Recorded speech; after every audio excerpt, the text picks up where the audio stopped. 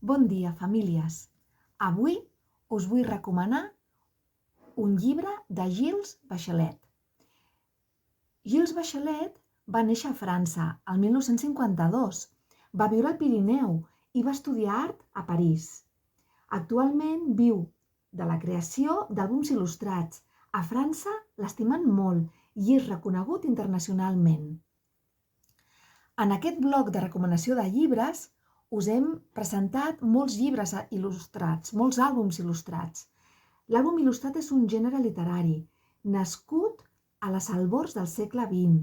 És un invent modern i presenta la fusió de text escrit i il·lustració, de manera que la lectura visual de la il·lustració resulta imprescindible per entendre la història. Doncs bé, avui us vull presentar aquest llibre, Una història d'amor, del Gilles Bachelet. Un tema molt habitual als àlbums de Bachelet és la vida familiar, la vida en parella, les alegries i les penes, els problemes, tant els esperats com els sobrevinguts. Una història d'amor ens explica el cicle vital d'una parella que es coneix, s'enamora, tenen fills que creixen, arriben a l'adolescència, emprenen el vol, els donen nets. Bé, un pas per la vida amb tot el que comporta, un projecte en comú, la intensitat de certs moments i l'atenció d'altres. Un llibre per totes les edats, petits i grans, podeu gaudir de l'estil tan personal que té Gilles Bachelet.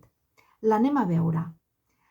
En aquest cas, la gràcia és que la història la viuen dos guants de cuina, que és una cosa que ens té molt acostumats Bachelet, al canviar uns personatges per elements totalment inversemblants, però que li dona, igualment, no fa que això perdi coherència. Anem a veure el llibre per dintre. M'acosto una mica. Mireu, a una història d'amor, ell era monitor de piscina i ella feia natació sincronitzada.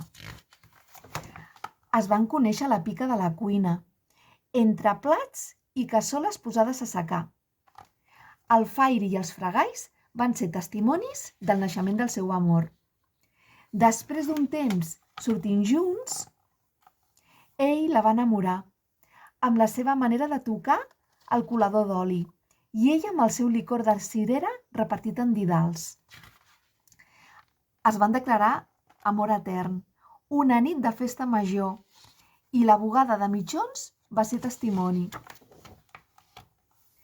Van fer un viatge a Venècia, a la prestatgeria del saló, i després van fer tots els preparatius pel seu cau d'amor, per la casa seva, i allà s'hi van anar a viure, i ell continuava tocant el colador, i ella pintava bodegons. No us perdeu les referències a obres molt importants que estan penjades als museus. Finalment, després del seu projecte en comú, de viure junts, de fer coses que tant els agradava, com anar a pescar, com passejar la seva mascota, la crida de la natura.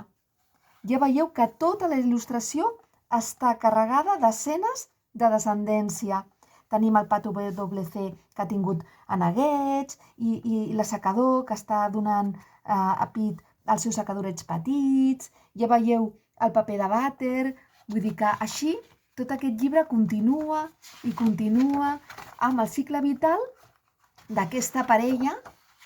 No us perdeu els detalls, com juga Bachelet i converteix el xumet en una làmpara, per exemple, la taula del saló feta amb jocs de taula. Bé, és una cosa molt típica d'ell. Per cert, aquest àlbum està en francès, és que no està traduït al català ni al castellà, però com us he dit, en tractar-se d'un àlbum il·lustrat, és indiferent si no sabeu francès. El podeu venir a buscar a la biblioteca, a Can Butxós, aquí el tenim, junt amb d'altres del mateix autor que també són molt divertits i que estan fets en la mateixa línia. Molt bé, doncs ja està la recomanació d'aquesta setmana. Adeu!